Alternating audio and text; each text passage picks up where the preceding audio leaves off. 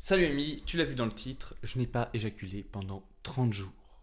30 jours pendant lesquels pas de masturbation, pas de porno, pas de pollution nocturne et pas de rapport sexuel. Alors je sais, je parle souvent de nofap sur cette chaîne. Et là, tu vois, tu le sais, je suis en couple, donc forcément, nanana, ça induit. Et je me suis posé la question, je me suis dit, ok, là j'ai une opportunité de passer 30 jours sans avoir d'éjaculation, on va mettre ça en place. À la fin de cette vidéo, je vais t'expliquer aussi comment ne pas avoir de pollution nocturne, ou en tout cas les minimiser un maximum si tu vas suivre mes conseils. Alors je veux te mettre au courant, il faut savoir que j'ai sorti une nouvelle formation, ça s'appelle Duo Pieux, ouais, bon, le titre, tu t'en doutes ce que ça veut dire. Le but est de travailler les performances sexuelles dans un contexte où voilà, on fait souvent le nofap et le no-porn pour améliorer ses performances sexuelles ou en tout cas retrouver des performances sexuelles saines. Eh bien, cette formation, elle est là pour toi. Je te fais une petite offre qui va expirer dans quelques jours, mais je te laisse checker ça dans la description ou dans le commentaire épinglé. C'est une formation payante, tu t'en doutes. Si tu préfères du contenu gratuit, et ça je m'en doute, eh bien je t'en fais tous les jours. Tous les jours, je fais une vidéo de développement personnel. Alors, le thème de demain, on va voir les performances sexuelles des Français et les troubles sexuels chez les Français. Et tu vas voir, ça va être très intéressant. Tu pourras retrouver ça demain dans la prochaine vidéo. Alors ici, on va parler des 30 jours sans éjaculation. Ouais. Et autant te dire, j'étais préparé et pas non plus spécialement préparé, c'était chelou. Alors quand je me suis dit que j'allais le faire, je me suis dit, bon, ça va être ultra difficile pendant un moment. Tu vois, dans ma tête, je me suis dit, ouf, ça va être compliqué. Puis après, je me suis dit, non, ça va être super facile. Et je suis passé par toutes les phases jusqu'à que je sois dedans et que je comprenne ce que c'était que la réalité. Alors les premiers jours, la première semaine, bon, pas trop de changements, ça va, c'était la normalité. Et c'est là que j'ai pris la confiance. Je n'aurais pas dû. Je me dis dans ma tête, ouais, ça va, en fait, c'est une expérience de merde, j'ai jamais fait en faire une vidéo. Pourquoi je m'inflige ça? C'est n'importe quoi. Enfin bref. Je me mettais le doigt dans le cul jusqu'à l'œil. Et je déconne pas avec ça. La suite, tu t'en doutes, c'est que la difficulté est venue. Au bout de 7-8 jours, ma testo, ou en tout cas ma libido, a littéralement explosé, ça a crevé le plafond et je me suis retrouvé à être une sorte de zombie sexuel. Ça donnait à peu près ça. Sexe, sexe, sexe, sexe. Ouais, c'est pas très beau à voir et dis-toi que ça c'était simplement dans ma tête et je pouvais comprendre tout et absolument tout le contraire de ce que je voulais. Je pensais plus qu'à ça, j'étais un véritable dégénéré sexuel dans ma tête. Alors tu me sans doute, c'était seulement dans ma tête, dans les faits, c'était compliqué. Alors, c'est vrai que sur cette période-là aussi, mes performances physiques ont explosé. Par contre, ma concentration et ma capacité de concentration, elle est partie, mais loin, loin, loin, loin. C'était n'importe quoi. Et c'est là où je peux te dire que j'ai commencé à me poser des questions et me dire non mais en fait c'est pas grave, on va rompre le challenge parce que bon voilà ça me sert à rien, je fais ça dans le but, je voulais faire ça, tu vois, dans le but de me connaître, d'être capable du coup de mieux me maîtriser. Tu vois, je t'ai fait une formation sur en gros la capacité à tenir pour le nofap et le no-porn et la gestion des pulsions. Alors tu t'en doutes bien que j'en ai eu besoin. Là clairement j'en ai eu besoin. J'ai utilisé mes techniques. Mais là, j'étais en train de me dire, c'est de la merde ce que je suis en train de faire parce que je suis en train de niquer ma concentration. Alors personne ne va savoir concrètement parce que comme je faisais pas de vidéo, je voulais pas, tu vois, je fais très, personne ne va savoir que au final je romps mon challenge. C'est que pour moi-même, tu vois. Tu vois ta petite voix intérieure qui essaye de te niquer. Bah, elle était là. Et jusqu'au 20e jour, c'était à peu près comme ça. À partir du 20e jour, il y a une sorte pendant 2 jours, c'est une sorte de flatline instantanée. C'était bizarre, aucune libido, aucune envie. Euh, alors pas comme, tu vois, comme je suis borderline, pas du tout comme ça pourrait être où t'es déprimé, tout ça. Non, c'est juste pas d'envie, tu vois. Totalement concentré, focus et tout. Et c'est là où le moment où je me suis dit, putain, en fait, c'est génial. C'est bon, j'ai passé le cap où la difficulté était là.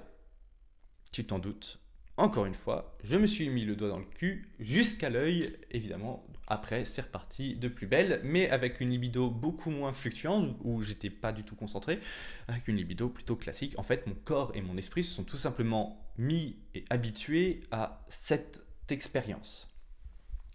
Le point que tu t'en doutes et la partie qui t'intéresse, c'est concrètement, une fois que tu romps ça, quelles sont les performances. Je te propose une formation sur les performances sexuelles. Tu t'en doutes qu'il y a un moment, ce que je te donne dans cette formation, ça va être important parce que 30 jours sans éjaculer, si tu les as déjà faits, tu as tendance à être plus précoce.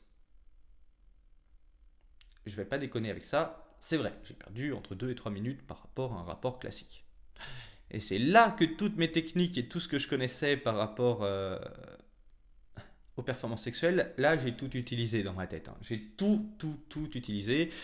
Et au final, par contre, l'orgasme ultime. Alors, est-ce que je te conseille cette expérience? Oui, très clairement, ça a permis de connaître mes limites par rapport à mes pulsions, à mes gestions. Du coup, j'ai créé de nouveaux outils, donc il y aura des mises à jour sur ma formation quant à la gestion des pulsions sexuelles, c'est évident. Mais en plus et surtout, je ne referai plus cette expérience de sitôt. C'est certain que je ne m'infligerai plus ça. Et c'est là aussi où je vais dire un point sur les personnes qui font le NoFap. Le NoFap en rétention séminale totale, c'est pas la meilleure idée du monde. Pourquoi? Parce que tu es beaucoup moins concentré. Et en fait, là où en fait, tu as de l'énergie sexuelle que en temps normal, tu arrives à... En fait, tu en as un petit peu et soit tu en donnes un petit peu avec ton partenaire ou ta partenaire ou des personnes de passage. Ce qui se passe, c'est que là, tu accumules tout, mais tu as une énergie tellement débordante que même avec du sport, des exercices mentaux et compagnie, tu n'arrives pas à évacuer. Cette énergie sexuelle, elle est absolument monstrueuse. Tu as l'impression d'être une boule d'énergie sexuelle à toi tout seul. Et en fait, tu vois, ça te fait une aura autour. Les gens ne sont même pas capables de t'approcher. Ils ont peur d'être contaminés. Ok. Donc, si tu veux faire l'expérience, c'est une très bonne expérience à faire, mais vas-y en ayant connaissance de ce que je te dis là. Alors, comment ne pas avoir de pollution nocturne? C'est le point sur lequel je voulais te parler et c'est le point qui a été très intéressant. C'est aussi une des parties les plus difficiles parce que tu te doutes bien que faire un rêve érotique, ça peut facilement mener à une éjaculation nocturne. Tu t'en doutes, c'était pas le but. Moi, je voulais une rétention séminale absolue, totale. Et je l'ai eu. Alors, mes conseils. Le premier, c'est surtout de ne pas s'exposer et de s'exposer au minimum à du contenu sexuel. Alors, on reverra le thème autour de cette exposition dans les prochains jours. Mais un minimum. Tu caches tout.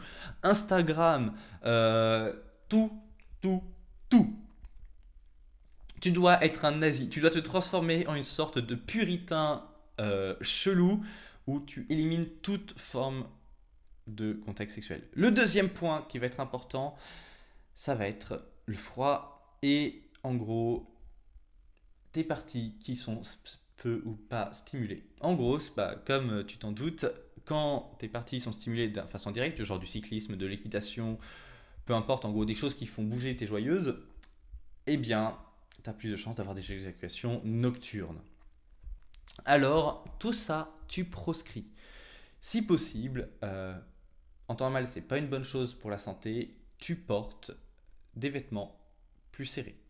Alors, serrés, le but n'est pas de t'écraser les valseuses, le but est juste de les rapprocher du corps déjà pour qu'elles soient en partie plus réchauffées. Donc, c'est un effet de contraception assez connu et ça va permettre de diminuer un peu la quantité que tu as à l'intérieur. Le deuxième point qui va être intéressant, c'est que tu vas être beaucoup moins stimulé, donc tu vas avoir beaucoup moins ta tête dans ton entrejambe et ça va être aussi très intéressant.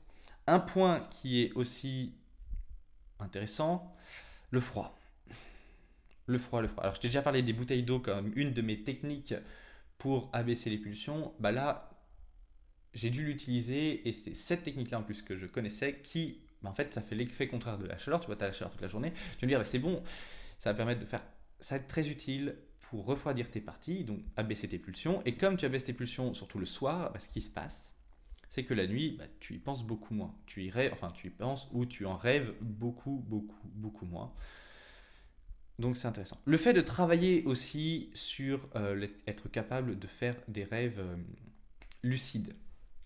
c'est un point qui est intéressant, c'est-à-dire que dès que tu déclenches un rêve érotique, tu prends conscience que tu es dans un rêve, tu le stoppes. Autant c'est difficile déjà de gérer ces pulsions dans la vie courante où en gros tu as tout ton cerveau, toute ta partie en fait rationnelle qui est présente, là, et que en gros tu es dans la vie de tous les jours, là ça va être plus difficile. Tu atteins un niveau de level up ultime.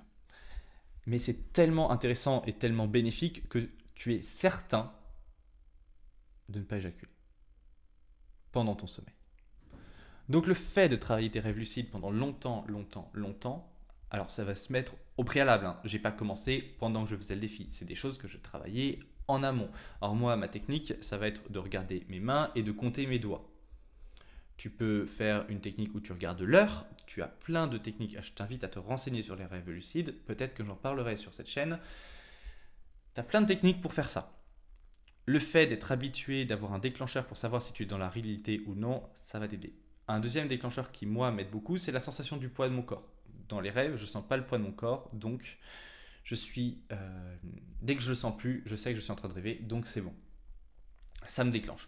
Tu as plein de déclencheurs, c'est à toi de les créer, et une fois que tu es capable de faire des rêves lucides, quand tu feras un rêve érotique, tu seras capable de l'arrêter, enfin, en tout cas, tu auras beaucoup plus de chances d'être capable de l'arrêter.